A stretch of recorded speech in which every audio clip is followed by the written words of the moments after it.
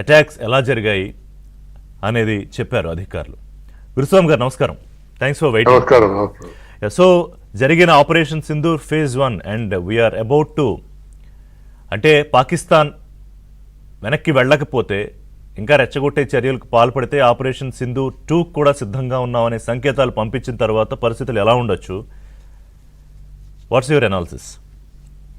పాకిస్తాన్ కి ఇప్పుడు దెబ్బ పడినాక ఇప్పటి వరకు రియాక్షన్ కాలేదు. ఇప్పుడు 12 గంటలు దాదాపు జరిగింది. 2 o'clock పొద్దునకు అక్కడ అటాక్ అయింది. ఇప్పుడు 11:30 అయింది. ఇప్పుడు వరకు వాళ్ళది ఏం రెస్పాన్స్ రాలేదు. అంటే వాళ్ళ దగ్గర సాయంత్రం వరకు చూడాలి. కానీ నేను అనుకుంటా అది ఒక టోకెన్ అటాక్ చేస్తారు, మళ్ళీ ఆగిపోతారు. ఎందుకంటే వాళ్ళకు కూడా వార్ అక్కర్లేదు. వాళ్ళ ఎకనామిక్స్ పొజిషన్ వాళ్ళది చాలా వీక్ ఉంది, వాళ్ళ మిలిటరీ పొజిషన్ కూడా వీక్ ఉంది. మన టార్గెట్లు కేర్ఫుల్ గా చూస్ చేసినాము. టెర్రరిస్ట్ క్యాంప్స్ ని, టెర్రరిస్ట్ హెడ్ క్వార్టర్స్ ని అటాక్ చేసినాము. మురీద్ కిల్లా, ఎల్ఈటి మర్కజ్ ఉన్నది, స్కూల్, ట్రైనింగ్ స్కూల్ ఉంది, అక్కడ హాఫిజ్ సయీద్ కూడా ఉంటాడు, అది కొట్టారు.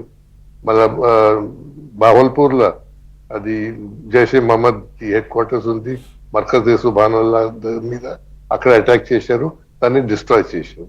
ఇప్పుడు ఏం డ్యామేజ్ అయింది, ఎన్ని మంది అక్కడ చచ్చిండ్రు ఇంకా క్లియర్ గా తెలియదు. మనకు పాకిస్తాన్ సోర్స్ నుంచి రావాలి బయటికి, అది ఎప్పుడు వస్తుందో. I don't think so. అంటే పాకిస్తాన్ చెప్తుందా అనేది నేను అనుకోవట్లేదు. ఒకటి మీరు అన్నారు పాకిస్తాన్ నుంచి ఇంకా రెస్పాన్స్ లేదు, అంటే ఉంది. అంటే పాకిస్తాన్ బార్డర్ దగ్గర విచక్షణ రహితంగా కాల్పులు జరుగుతుంది, బార్డర్ దగ్గర క్రాస్ బార్డర్ ఫైరింగ్, అది క్రాస్ బార్డర్ ఫైరింగ్ జరుగుతుంది. అంటే అంతకు మించి పాకిస్తాన్ ఏమన్నా చేసే అవకాశం ఉంటుందా? 12 రోజుల నుంచి జరుగుతున్నదండి. అంటే పాకిస్తాన్ అంతకు మించి ఏమైనా చేసే అవకాశం ఉంటుందా? అది క్రాస్ ఫైరింగ్ అంటే వాళ్ళు ఫైర్ చేస్తారు, మేము కూడా ఫైర్ చేస్తాము. అది లేదు, వాళ్ళు చేస్తారని మేము ఊరుకున్నాం. 15 రోజుల నుంచి జరుగుతున్నది దాన్ని క్రాస్ బార్డర్ ఫైరింగ్ అంటారు. అక్రాస్ బోత్ సైడ్స్ మేము కూడా ఫైర్ చేస్తున్నాం, వాళ్ళు కూడా ఫైర్ చేస్తున్నారు. అది ఒక టెన్షన్ పెట్టడానికి ఆ లైన్ మీద. కానీ ఇప్పుడు ఆర్టిలరీ ఫైర్ అయింది నిన్న, మళ్ళా మిసైల్ అటాక్స్ అయింది, బాంబింగ్ అయింది. అంటే అది ఎస్కలేషన్, ఒక స్టెప్ ఎస్కలేట్ అయింది, పెద్ద టార్గెట్లు కొట్టారు. క్రాస్ బార్డర్ ఫైరింగ్ అంటే ఫ్యూ 100 yards లో అయిపోతుంది. ఇప్పుడు 100 kilometers లోపల పోయిండ్రు బహావల్పూర్ లో. First second 2 targets Pakistan main international border cross చేసి వెళ్ళారు, మురీద్ కే. అండ్ ఇది ఓపెన్ గా పెద్ద పెద్ద క్యాంపులు, ఇన్స్టిట్యూషన్లు పెట్టారు, యూనివర్సిటీస్ లాగా పెద్ద బిల్డింగ్స్.